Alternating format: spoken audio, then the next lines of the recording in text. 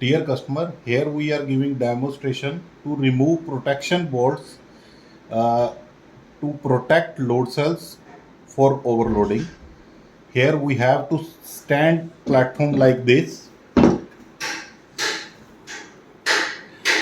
These two protection bolts are standing. We have to move clockwise to remove these protection bolts.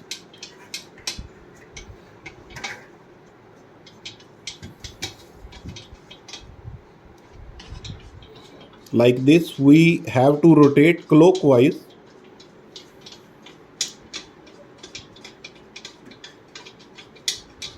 These are present diagonally in the platform. Now we have removed these protection bolts. Now our platform is ready to use. Thank you.